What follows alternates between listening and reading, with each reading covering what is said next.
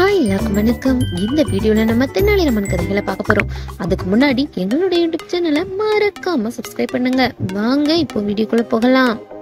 அரசர் கிருஷ்ணதேவராயருடைய அவை கலைந்த உடனே வழக்கம் போல எல்லா உறுப்பினர்களும் அவையை விட்டு வெளியேறிட்டு இருந்திருக்காங்க. அப்போ ஒரு அமைச்சர் தென்னாலிராமன் கிட்ட ரொம்ப மெல்லிய குரல்ல மெதுவா அவர்கிட்ட கேட்டிருக்காரு. தென்னாலி, உனக்கும் வயதாகி விட்டது, ஏன் நீ அரசரிடம் கேட்டு பணி ஓய்வு பெறக்கூடாது அப்படின்னு சொல்லி கேட்டாராம். இந்த செய்தி அரசரோட காதுல விழுந்துட்டான். அரசரும் சிரிச்சுக்கிட்டே, தென்னாலிராமா, வேண்டுமென்றால் சொல், மகிழ்ச்சியோடு ஓய்வு தருகிறேன் அப்படின்னு சொன்னாராம்.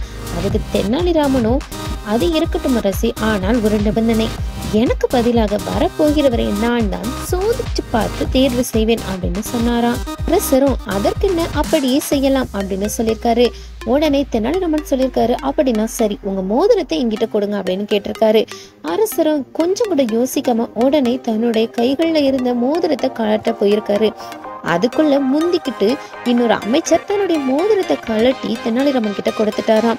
அதை வாங்கின உடனே தென்னாலிராமன் சொல்லியிருக்காரு, அடுத்த வியாழக்கிழமை நான் சோதனை செய்ய போறேன். அந்த தேர்வுல யார் வெற்றி பெறுகிறார்களோ அவர்களை தான் எனக்கு பதிலாக நான் பணியில் அமர்த்த போகிறேன்.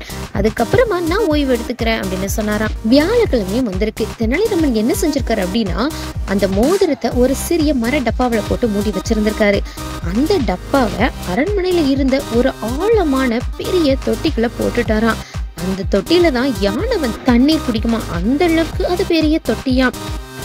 போட்டியும் ஆரம்பிச்சிருக்கு. நிறைய இளைஞர்கள் வந்து அந்த தொட்டிய வந்து சுற்றி பார்த்திருக்காங்க. தொட்டி முற்றிலும் வறண்டு போய் அந்த மோதிர டப்பா தொட்டியோட அடியில வந்து கிடந்திருக்கு. இதுல எப்படி இறங்கி அதை எடுக்கிறதுன்னு யாருக்குமே ஒண்ணுமே புரியலையா.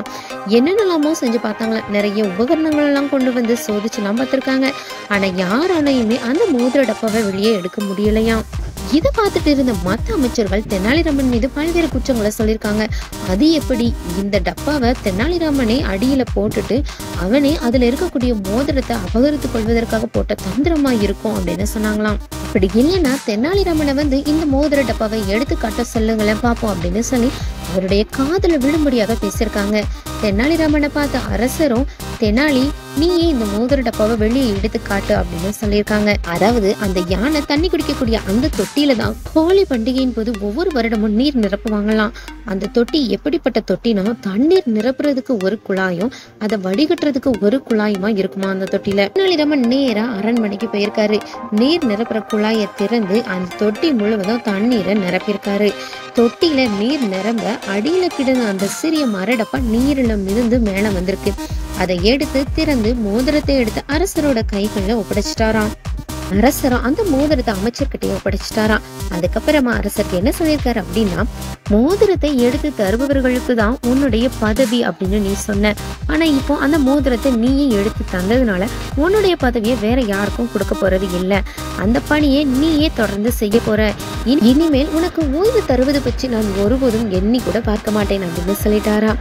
இதை கேட்ட அமைச்சர்கள் எல்லாருமே வெட்கி தலை குனிந்தாங்களாம். இந்த கதை உங்களுக்கு பிடிச்சிருந்துச்சுன்னா லைக் பண்ணுங்க, ஷேர் பண்ணுங்க, கமெண்ட் பண்ணுங்க. இது போன்ற மேலும் பல வீடியோக்களை காண எங்களோட யூடியூப் சேனலுக்கு மறக்காம சப்ஸ்கிரைப் பண்ணுங்க.